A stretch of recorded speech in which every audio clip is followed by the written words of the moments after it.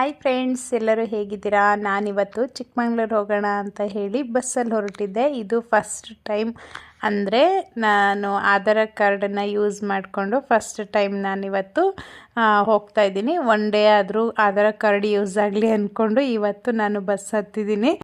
ಅಣ್ಣ ಬಂದಿದ್ದ ಮನೆಗೆ, ಅವನು ಸರ್ವಿಸಿಗಿದೆ ಅಂತ ಹೇಳಿ ಗಾಡಿ ತಗೊಂಡೋಗಿದ್ದ. ಹಾಗಾಗಿ ಅಲ್ಲಿಂದ ಆ ಕಡೆಯಿಂದ ಬರ್ತಾ ಗಾಡೀಲಿ ಬರೋಣ ಅಂತ ಹೇಳಿ ನಾವಿವತ್ತು ಬಸ್ಸಿಗೆ ಬಂದಿದ್ವಿ. ಹಾಗೆ ನನ್ನ ಮಗ ಐಸ್ ಕ್ರೀಮ್ ಬೇಕು ಅಂತ ಹೇಳ್ತಾ ಇದ್ದ. ಹಾಗಾಗಿ ನಾವು ದೋಸೆ ತಿನ್ನೋಣ ಅಂತ ಹೇಳಿ ಬಂದಿದ್ದೆ. ಅವನು ಐಸ್ ಕ್ರೀಮ್ ಬೇಕು ಅಂತ ಹೇಳಿ ಅವನು ಐಸ್ ಕ್ರೀಮ್ ತಗೊಂಡ.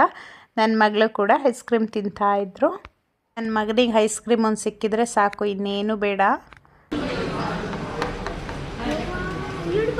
ಬರ್ತಾ ಇಲ್ವಾ ಇದು ಐಸ್ ಕ್ರೀಮ್? ಬರ್ತಾ ಇಲ್ಲ, ಗಟ್ಟಿಯಾಗಿದೆಯಾ?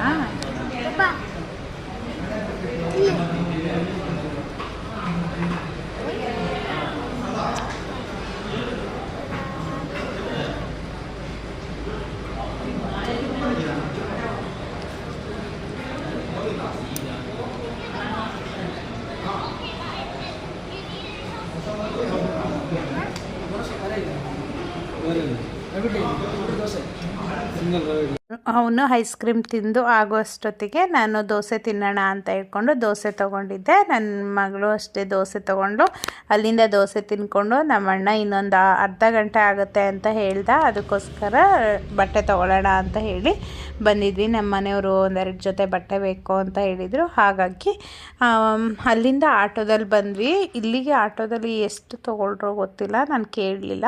ಯಪ್ಪ, ಬಟ್ಟೆ ತಗೊಳ್ಳೋಷ್ಟೊತ್ತಿಗೆ ಸುಸ್ತಾಗೋಯ್ತು. ನಮ್ಮ ಮನೆಯವ್ರದ್ದಂತೂ ಬಟ್ಟೆ ತೊಗೊಂಡಾಯ್ತು. ಇವಾಗ ಅಲ್ಲೇ ನನ್ನ ಮಗನಿಗೆ ಒಂದು ಜೊತೆ ಸ್ಲಿಪ್ಪರ್ ಕಾಣ್ತೆ, ತುಂಬ ಚೆನ್ನಾಗಿತ್ತು. ಅವನಿಗೆ ಇದರಲ್ಲಂತೂ ನಡೆಯೋದಕ್ಕೆ ಬರಲ್ಲ, ಇರಲಿ ಒಂದು ಜೊತೆ ಅಂತೇಳಿ ಅಂದರೆ ಶೂ ಹಾಕಿ ಅವನಿಗೆ ಅಭ್ಯಾಸ ಆಗಿಬಿಟ್ಟಿದೆ.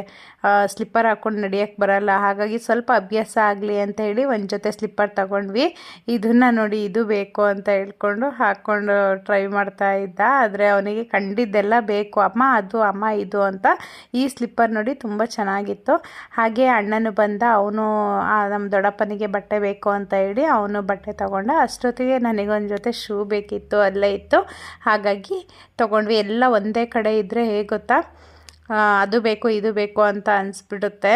ಇಲ್ಲಿಗೆ ಯಾವಾಗಲಾದರೂ ಅಷ್ಟೇ ನಾವು ಬಂದರೆ ಒಂದು 10,000 ಅಂತೂ ಕಡಿಮೆ ಅಂದರೆ ಅಷ್ಟು ಬೇಕು. ಈ ಸಲ ನನ್ನ ಮಗಳಂತೂ ಪಾಪ ಏನು ಬೇಡ ಅಂದ್ಲು. ಅವಳಿಗೆ ಜನವರಿಲೆಲ್ಲ ತೆಗ್ದಿದ್ವಿ ಬಟ್ಟೆಗಳು, ಹಾಗಾಗಿ ಅವಳು ಬೇಡ ಅಂತ ಹೇಳಿದ್ಲು. ಹಾಗಾಗಿ ನಮ್ಮ ಮನೆಯವರು ನನ್ನ ಮಗನಿಗೆ ತೊಗೊಂಡ್ವಿ.